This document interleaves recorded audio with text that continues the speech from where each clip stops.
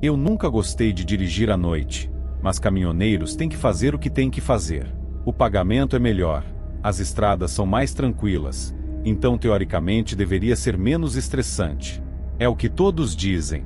Menos trânsito, mais paz. Mas o silêncio é ensurdecedor. A escuridão é uma fera diferente. Eu estava transportando uma carga de Vilhena, Rondônia, divisa com Mato Grosso, para uma cidadezinha no sul de Minas da qual eu nunca tinha ouvido falar, na Tércia. Só mais uma viagem noturna, rotineira, ou pelo menos foi o que pensei. Era uma daquelas noites em que o céu parecia mais escuro que o normal. Sem lua, apenas nuvens espessas no alto, apagando as estrelas.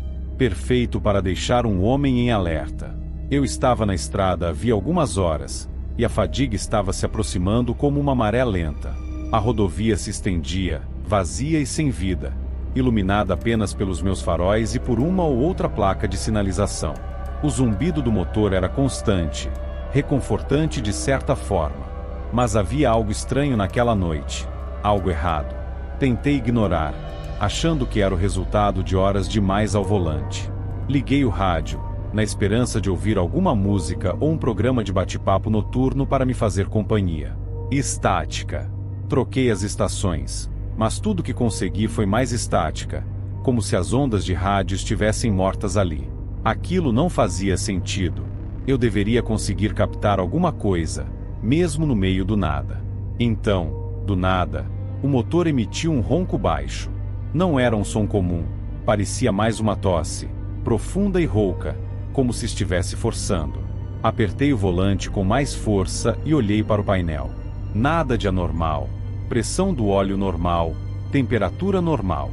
Mesmo assim, o motor deu outra engasgada. Um calafrio subiu pela minha espinha. Ótimo, justo o que eu precisava. Um problema no meio do nada, no silêncio da madrugada. A próxima placa indicava que havia um ponto de descanso a 5 km adiante. Decidi parar, verificar o motor e talvez pegar um café. Se o caminhão fosse me dar problemas, eu queria resolver antes de avançar mais fundo na noite.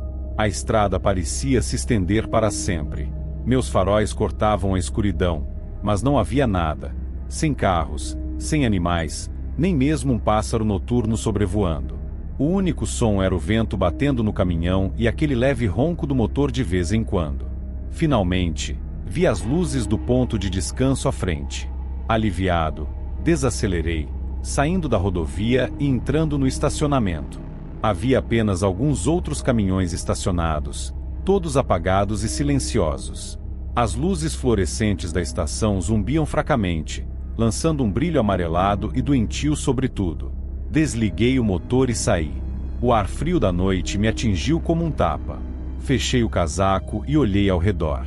A estação parecia decadente, como se não tivesse visto uma reforma em décadas. Uma placa piscava acima da porta, metade das letras queimadas. Aberto 24 horas. Parecia mais um aviso do que um convite. Peguei minha lanterna no porta-luvas e abri o capô. O motor soltava um pouco de vapor, mas nada incomum. Sem vazamentos, sem correias soltas. Mesmo assim, algo não parecia certo.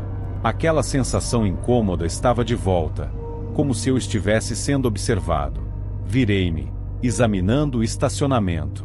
Nada. Apenas aqueles caminhões abandonados e a rodovia vazia além. Mas os pelos da minha nuca estavam eriçados mesmo assim. Quando fechei o capô, ouvi um som suave de raspagem, como unhas arranhando metal. Fiquei imóvel, a lanterna tremendo na minha mão. Vinha do outro lado do caminhão. Lentamente, caminhei ao redor, o facho de luz oscilando a cada passo. Meu coração batia forte no peito enquanto me aproximava da traseira da carreta. Nada. Apenas o brilho opaco do caminhão sob as luzes piscantes. Então, uma voz. Precisa de ajuda? Quase pulei de susto. Virando a lanterna, vi um homem velho parado junto às bombas de combustível, as mãos nos bolsos de um casaco surrado. Eu não o ouvi se aproximar, não o vi até ele falar.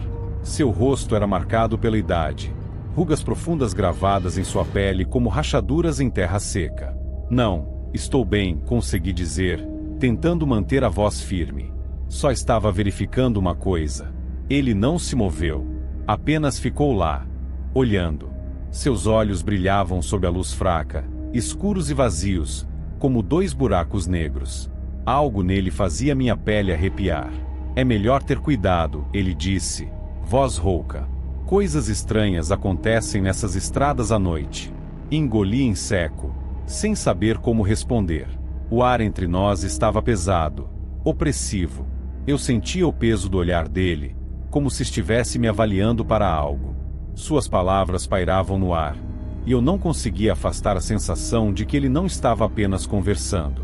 Sim, obrigado pelo aviso, murmurei, virando-me em direção ao caminhão, ansioso para me afastar dele. Quando alcancei a porta, olhei por cima do ombro. Ele tinha sumido. Assim, do nada. Fiquei encarando o espaço vazio onde ele tinha estado, coração acelerado.